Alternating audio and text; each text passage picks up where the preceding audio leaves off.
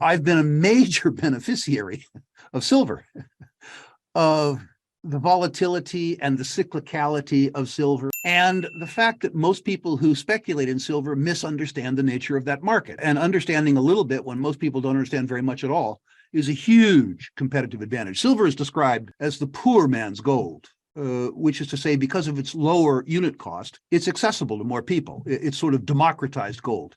And what that means is that after the primary trend has been established higher in a precious metals bull market, established, by the way, the momentum by gold, the second half of a precious metals bull market is usually dominated by silver. It has more volatility to the upside. Why that is, I'm not exactly sure. I spent 50 years trying to figure it out. I'm just sure that it is, not exactly why it's sure.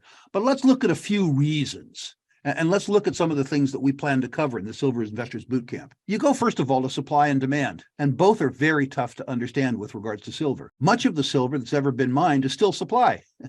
We take it out of a hole in the ground called a mine. We put it in a hole in the ground called a vault. So it isn't, you don't analyze supply the same way that you might oil or copper, which gets used. The other thing about supply that's really interesting is about 18% of primary silver supply comes from silver mines. The rest comes from recycling, and as a consequence of byproduct from base metals mines. So to get some sense of what silver supply looks like 5 years from now, you have to have an opinion as to what the copper price is going to be, as an example, right, or what the gold price is going to be. So it's very difficult to understand the supply side. But one of the strangest things about the supply side is that much of the supply is hidden. A whole bunch of people who save their wealth in silver, particularly in India, Pakistan, Bangladesh, and Sri Lanka, don't particularly want the government to know about their savings. The consequence of that is that we really don't know how much above ground silver supply there is. If I might digress, going back to the days when Buffett announced that he was long silver, you may remember that the silver price went up a lot and then the silver price collapsed. And of course, all the conspiratorialists said that this was the international Jewish conspiracy and, the United Nations and the Bilderbergers and all that. What actually happened, we think, is that the silver price went up in US dollar terms, the rupiah fell by half in US dollar terms, and there was a bad harvest, which meant that the silver price quadrupled in rupiah terms at the same time that the Indian peasantry had a need for cash. Silver fulfilled its role, and silver came out of India into the world market, collapsing the silver price. This is perversely one of the reasons why I like silver, because so many people who try to understand it don't know very much about the fundamentals. It's difficult to understand supply. It's difficult to understand demand. What isn't difficult to understand is favor. Even the people who like silver are disappointed by the lack of momentum that silver has exhibited over the last 3 or 4 years.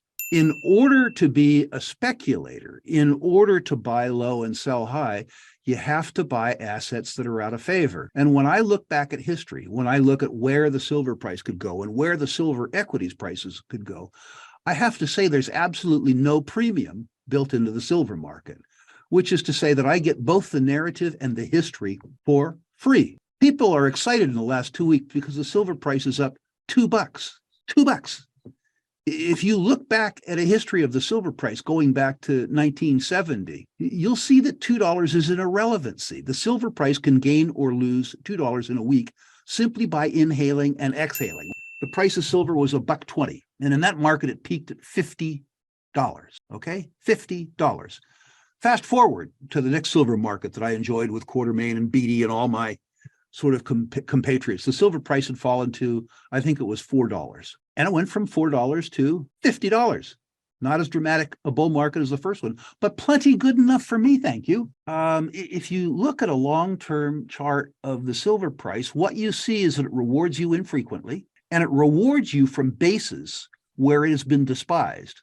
But when it rewards you extravagantly. And at age 70, well, almost at age 70, I look forward to one more rip-roaring bull market in silver. I believe that negative real interest rates will cause us to have a rip-roaring gold market. I believe that the momentum will be established by the gold market.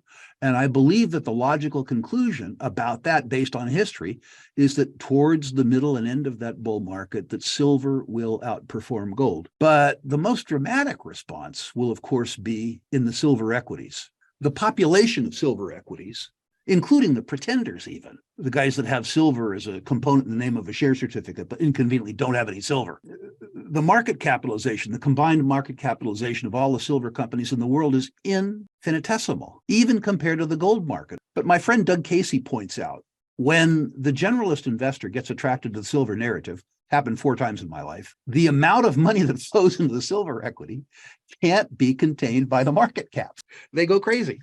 I'll give you some historical examples. My first bull market, in the 1970s bull market, little tiny penny dreadful from Spokane called Coeur d'Alene Mines, went from 10 cents to $65. Not a typo. Sadly, I was too young and dumb to own it.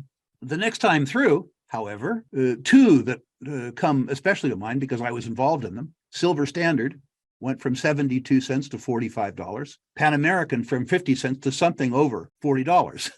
The Yes. response that you get from an intelligently run but relatively unknown silver company in a silver bull market is absolutely astonishing. Now, this isn't something that somebody wants to put their child's college tuition fund in. This is for the part of your portfolio where you're looking for truly outsized risks and truly outsized rewards. I happen to believe that because of the entry point right now, that the risks are, at least in a historical context, minimized. And the time that one needs to wait to be rewarded is probably short too. But nobody should be listening to this if they're afraid of volatility. And the point of the Silver Investors Bootcamp is to arm people with enough knowledge that they can outcompete other investors in this sector of the market. That's really what it's about. That's what we try to do with the Uranium Investors Bootcamp, as you'll recall. We began the bootcamp with a presentation about the fundamentals of the uranium market. That by itself was worth the tuition. But then we moved from there to people who had 30 years experience in the uranium market. We talked about how to build a uranium company with people who had built uranium companies. We're going to do the same thing in the silver, because the lessons of the Ross Beatties and the Bob Quartermains and the Randy Smallwoods, who built multi-billion-dollar silver companies, are instructive for people to understand when they think about how to invest in silver companies today. These living legends will tell you how the lessons that they learned building companies impact their actions as individual investors today. And believe me, you need to learn from them. There's a whole bunch of ways to own silver, and not every way is not right for every person. We want to teach our attendees how to construct a portfolio that's more or less optimal for them. Many people don't know how to do that. They don't understand that a portfolio needs to serve them, not serve a market.